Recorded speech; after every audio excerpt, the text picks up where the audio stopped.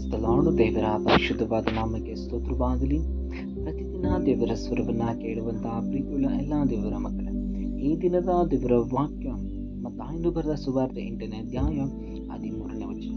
ಬಳಿಕ ಯೇಸು ಆ ಶತಾಧಿಪತಿಗೆ, ನೀನು ನಂಬಿದಂತೆ ನಿನಗಾಗಲಿ, ಹೋಗು ಎಂದು ಹೇಳಿದನು. ದೇವರ ಸ್ತೋತ್ರವಾಗಲಿ. ಪ್ರೀತಿಯುಳ್ಳ ಎಲ್ಲ ದೇವರ ಜನರ, ಈ ದಿನದ ಒಂದು ದೇವರ ವಾಕ್ಯದ ಸಂದೇಶ ನಂಬಿಕೆ ನಿಮ್ಮನ್ನು ಗುಣಪಡಿಸುವಂತಾಗಿದೆ. ಹೌದು ಪ್ರೀತಿಯುಳ್ಳ ಎಲ್ಲ ದೇವರ ಜನರೇ, ಈ ವಾಕ್ಯದಲ್ಲಿ ನಾವು ನೋಡುವ ಪ್ರಕಾರವಾಗಿ ಯೇಸು ಇಲ್ಲಿರುವಂತಹ ಅಧಿಪತಿಗೆ ಅಥವಾ ಶತಾಧಿಪತಿಗೆ ಹೀಗೆ ಹೇಳ್ತಾ ಇದ್ದಾರೆ, ನಿನ್ನ ನಂಬಿಕೆ ಹಾಗೆ ಅಥವಾ ನೀನು ನಂಬಿದಂತೆ ನಿನಗಾಗಲಿ, ನೀನು ಹೋಗು ಎಂಬುದಾಗಿ ಹೇಳ್ತಾ ಇದೆ. ಅಂದರೆ ಈ 8ನೇ ಅಧ್ಯಾಯದ 5ನೇ ವಚನದಿಂದ ನಾವು 13ನೇ ವಚನದವರೆಗೂ ಒಬ್ಬ ಅಧಿಪತಿ ಅಥವಾ ಒಬ್ಬ 100 ಜನರನ್ನ ಆತನ ಕೆಳಗಿರುವಂಥ ಒಬ್ಬ ವ್ಯಕ್ತಿ ಒಬ್ಬದನ್ನ ಆಳಿಗೋಸ್ಕರ ಕರ್ತನಾದ ಯೇಸು ಕ್ರಿಸ್ತನ ಬಳಿಗೆ ಬಂದು ಅದನ್ನು ಪ್ರಾರ್ಥಿಸ್ತಾ ಇದ್ದಾನೆ.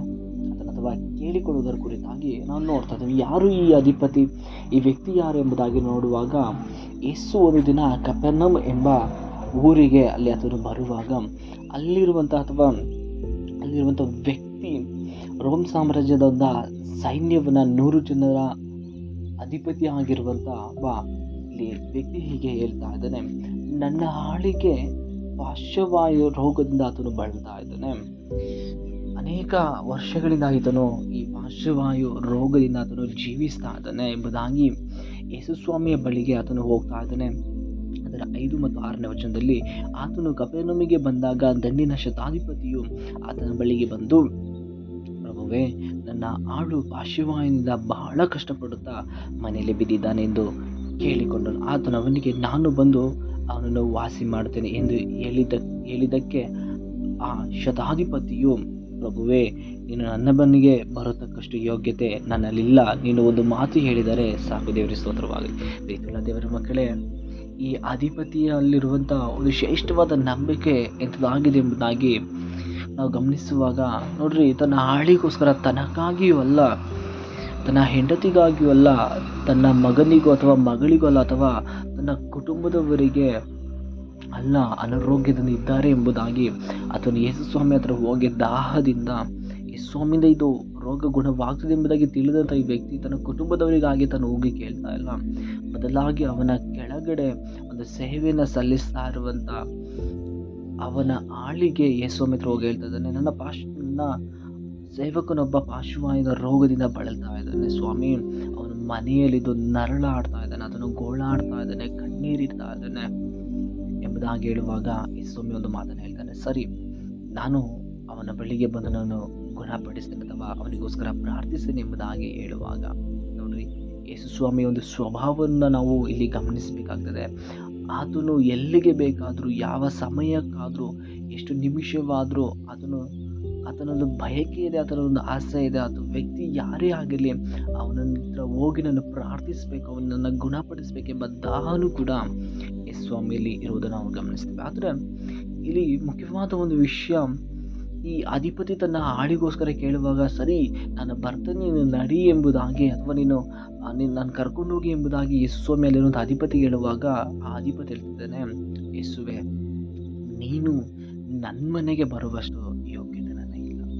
ದೇವರ ಸ್ತೋತ್ರ. ಪ್ರೀತಿಯುಳ್ಳ ದೇವ ಜನರು, ಎಂಥ ಒಂದು ಶ್ರೇಷ್ಠವಾದ ಮಾತನ್ನು ಹೇಳ್ತಾ ಇದ್ದೇನೆ ಎಂಬುದಾಗಿ ನೋಡುವಾಗ, ಈಗಿನ ಕಾಲಘಟ್ಟಕ್ಕೆ ನಾವು ಜೀವಿಸ್ತಾರೆ ನೋಡುವಾಗ, ನಮ್ಮ ಕೆಳಗಡೆ ಯಾರಾದರೂ 5 ಜನನೋ 10 ಜನನೋ 15 20 ಜನನೋ ನಮ್ಮ ಕೈ ಕೆಳಗೆ ಯಾರಾದರೂ ಕೆಲಸ ಮಾಡುವಾಗ ನಾವು ಕಾಲರ್ ಎತ್ಕೊಂಡು ಅಥವಾ ಒಂದು ಹೆಮ್ಮೆ ಉಳ್ಳವರಾಗಿ, ನನ್ನ ಕೆಳಗಡೆ ಎಷ್ಟು ಜನ ಸೇವೆ ಮಾಡ್ತಾ ಇದ್ದಾರೆ ಎಂಬುದಾಗಿ ಒಂದು ಅಹಂಭಾವದಲ್ಲಿ, ದುರಹಂಕಾರದಲ್ಲಿ ಲೋಕದಲ್ಲಿ ಜೀವಿಸೋದುಂಟು. ಆದರೆ ಈ ಶತಾಧಿಪತಿಯು ರೋಮ್ ಸಾಮ್ರಾಜ್ಯದ ಒಂದು 100 ಜನರನ್ನ ಅವ್ರು ನಡೆಸ್ತಾ ಇರುವಂಥ ವ್ಯಕ್ತಿ, ಅವನಿಗೆ 100 ಜನ ಇದ್ರೂ ಕೂಡ, ದೇವರೇ ಅಥವಾ ಯೇಸುವೆ, ನೀನು ನನ್ನ ಮನೆಗೆ ಬರುವಷ್ಟು ಯೋಗ್ಯತೆ ನನಗಿಲ್ಲಪ್ಪ, ಆ ಅರ್ಹತೆಯೂ ಕೂಡ ನನಗಿಲ್ಲ ಎಂಬುದಾಗಿ ಆತನು ಹೇಳುವುದನ್ನು ನಾವು ಇಲ್ಲಿ ಗಮನಿಸಿದ. ಆದರೆ ಆ ಭಕ್ತನಿಗೆ ಹೇಳ್ತಾನೆ ಅಥವಾ ಶತಾಧಿಪತಿಗೆ ಹೇಳ್ತಾನೆ, ನೀನೊಂದು ಮಾತು ಹೇಳಿದರೆ ಸಾಕು. ದೇವರ ಸ್ತೋತ್ರ. ಒಂದೇ ಒಂದು ಮಾತು ಸಾಕು ಎಂಬುದಾಗಿ ಹೇಳ್ತಾರೆ. ಪ್ರೀತಿಯುಳ್ಳ ದೇವ ಜನರೇ, ಇವತ್ತು ನಾವು ದೇವರನ್ನು ನಂಬಿ ಎಷ್ಟೋ ವರ್ಷಗಳು ಕಳೀತಾ ಇದೆ, ಎಷ್ಟೋ ದಿನಗಳು ಕಳೀತಾ ಇದೆ, ಎಷ್ಟೋ ತಿಂಗಳುಗಳು ಕಳೀತಾ ಇದೆ. ಎಷ್ಟೋ ಸಾರಿ ದೇವರು ಮಾತನಾಡ್ತಾ ಇರ್ತಾರೆ, ಆ ಒಂದು ಮಾತಿಗೋಸ್ಕರ ದೇವರು ಎಷ್ಟೋ ಸಾರಿ ನಮಗೆ ಹೇಳ್ತಾರೆ, ನಾನು ನಿನ್ನನ್ನು ಆಶೀರ್ವಾದ ಮಾಡ್ತೇನೆ, ನಾನು ನಿನಗೆ ಬಿಡುಗಡೆ ಮಾಡ್ತೇನೆ, ನಾನು ನಿನ್ನ ಜೊತೆ ಇರ್ತೀನಿ ಎಂಬುದಾಗಿ ಹೇಳಿದ್ರು ಕೂಡ ನಾವು ದೇವರ ಹತ್ರ ಹೇಳಿದ್ರು, ದೇವರೇ ಮಾತನಾಡು, ದೇವರೇ ಮಾತನಾಡು, ದೇವರೇ ಮಾತನಾಡು, ದೇವರೇ ನನಗೆ ಬಿಡುಗಡೆ ಕೊಡು ಅಪ್ಪ, ನನಗೆ ಬಿಡುಗಡೆ ಕೊಡು ಅಪ್ಪ, ನನಗೆ ಆಶೀರ್ವಾದ ಮಾಡು ಅಪ್ಪ ಎಂಬುದಾಗಿ ನಾವು ಅನೇಕ ಸಾರಿ ನಾವು ಬೇಡ್ಕೊಳ್ತೇವೆ ಅಥವಾ ಕೇಳ್ಕೊಳ್ತೇವೆ ಅಥವಾ ನಾವು ಆರಾಧಿಸ್ತೇವೆ. ಆದರೆ ಈ ಭಕ್ತನಿರುವಂಥ ಒಂದು ಸಾಸಿವೆ ಕಾಳಷ್ಟು ನಂಬಿಕೆ ನೋಡ್ರಿ, ಒಂದೇ ಒಂದು ಸಾಸಿವೆ ಕಾಳಷ್ಟು ನಂಬಿಕೆ ನಿಮ್ಮೊಳಗಿದ್ರೆ ಸಾಕು ಎಂಬುದಾಗಿ ಸತ್ಯವೇದದಲ್ಲಿ ನಾವು ನೋಡೋ ಪ್ರಕಾರವಾಗಿ ಈ ಅಧಿಪತಿಯಲ್ಲಿರುವಂಥ ಅಥವಾ ಶತಾಧಿಪತಿಯಲ್ಲಿರುವಂಥ ನಂಬಿಕೆ, ಅದೇ ಸಾಸಿವೆ ಕಾಳಷ್ಟು ನಂಬಿಕೆ. ಅಪ್ಪ ನೀನು ನನ್ನ ಮನೆಗೆ ಬರೋದು ಬೇಡ, ನೀನು ಹೇಳಿದರೆ ಸಾಕು.